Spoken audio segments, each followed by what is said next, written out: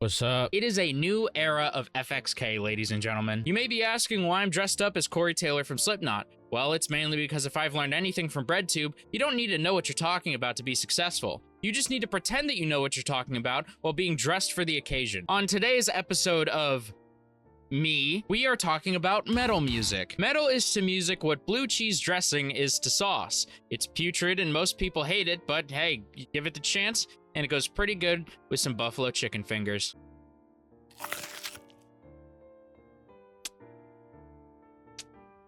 Oh, I put this in the microwave for too long. Metal music starts the same way that pretty much everything in America does, with gentrification. If there's one thing that black people are really good at, it's doing things and not getting credit for it. And music is no exception. The blues are deeply entrenched in the history of black America. Developed shortly after the Emancipation Proclamation, it often touched on subjects relating to the struggles of recently liberated black slaves. Musically taking themes from both Native African music as well as African American slave music known as field hollers. The white American response to this deeply important and culturally significant music was, cool, lol. Because what is the American dream if not to look at something and say, yo, that's dope, I'm gonna steal that shit. And from middleman to middleman to middleman, the origins have become obfuscated, which is totally fine, by the way. I don't give a shit at all. I just think it's funny to watch white people get mad when you bring it up. However, everything changed in the mid-1960s. Teenage angst was at an all-time high. I don't want to listen to the boogie woogie anymore, Mom. I don't want to listen to the Fallout 4 soundtrack. And so one faithful day, some greasy British stoners chiefing on that Birmingham chronic had a groundbreaking realization. These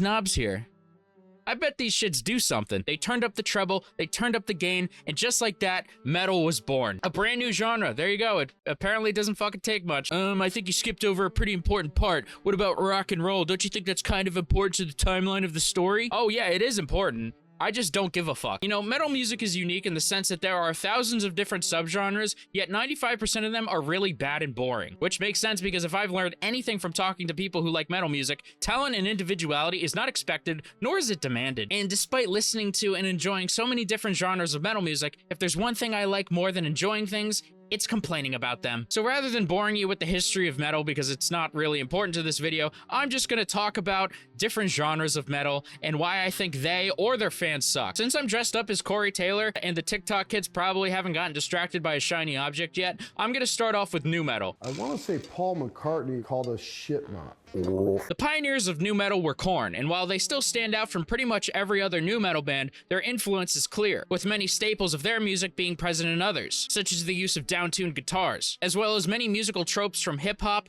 funk, and groove metal. Nu metal is not cool. Anyone who listens to nu metal keeps that shit a secret. This is why nu metal manages to be one of the most popular subgenres of metal music, while also being hated by literally everybody. Limp Bizkit is a really good example of this, because Fred Durst is an insufferable douchebag, but he also manages to be like the most important person on the planet. Like if Joe Biden makes a statement on America's current economic status, no one gives a shit. But if Fred Durst does it, that's gonna be the day the earth stands still. That is Travis Scott in Fortnite levels of importance. I am canceling plans to be there. Remember that thing a few months ago where like the American government literally discovered aliens and nobody gave a shit? That's because Fred Durst didn't leak it. The inherent self-hatred of nu metal goes much further than the listeners though, with many nu metal bands hating the label as well. Deftones is probably the best example of this. You see, Deftones realized that they were releasing a bunch of nu metal albums and said, no, we're not nu metal. That's why moving forward, we're going in a new direction.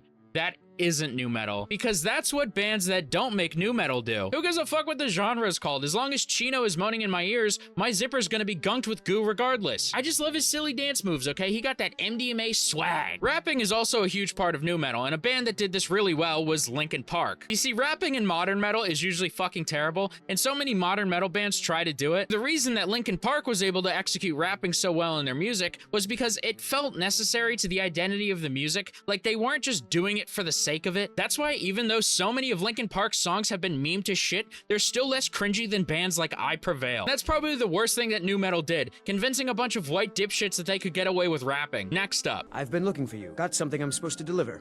Your hands only. I can't imagine anyone unironically thinks that Viking metal is their favorite genre. Don't get me wrong, it's not bad by any means, but it's also like really stupid and dumb. Can you imagine being a woman and being on a date with a guy and you ask him, you know, what type of music do you like? And he says, Viking metal? Now, I'm not gay, but if I was gay, that would turn me straight immediately. People who listen to Viking metal eat elk. I don't even know what that means, but it sounds right, so I said it. Also, I cannot help but point out the fact that the Vikings were just absolute pieces of shit. Look, if there's one thing I love on this planet more than anything, it's taking advantage of people. But the Vikings took it to a place so dark that even I'm not comfortable with it. The Vikings weren't cool, they were just pieces of shit. In fact, Vikings are pretty much just scuffed versions of pirates, which, by the way, pirate metal does exist, and it's like 10 times better. Viking metal is pretty much just power metal about like war, and then they like reference like Odin every once in a while. But pirate metal, oh my god, it actually feels like a bunch of swashbuckling pirate metal heads are playing music for me. It just blows it out of the water in every regard. Oh, but don't you know that the pirates were Vikings, FXK? Looks like you didn't do your research on this video, huh? Yeah, but there's a reason that when I say pirates, you don't think of Vikings. Also, when I say Vikings, you don't think of Vikings either. You think of like Skyrim or fucking SpongeBob. Vikings are fucking boring. That's why when you learn about them in school, you were disappointed. Fuck Viking metal. Listen to Periphery 2. Next up. Hello, you assholes. Today, I'm going to show you one of my dark rituals. Black metal manages to be really interesting while also being really lame and cringy at the same time. With the name black metal, you would think it would be like super heavy and scary, but it just totally isn't. If black metal was a person, it would be Sid from Toy Story. Often the music has themes of both Satanism and anti-Christian sentiments, because religion bad, and I worship the bad guy, because rules are stupid. I don't even know how to explain black metal because I get bored after listening to it for more than 30 seconds. But there is one thing that everyone knows about: the Norwegian black metal scene. Humans are inherently negative creatures. That's exactly why you go onto YouTube and you watch rise and fall video essays as opposed to epic friends time. And so, of course, no one gives a single fuck about regular black metal. It's morally neutral. Much like an ant crawling up your leg. You notice it, you swat it away, you move on, and no one gives a fuck when you tell them about it. But what if I told you that that same ant was actually a violent racist who just killed his friends? Now that's something to tell the kids about. I'm not gonna explain the Norwegian black metal scene, mainly because you probably already know what it is and I can't be asked to give a shit about it, but I do think it really goes to show that even most metal fans can't stand this dog shit. The most meaningful cultural impact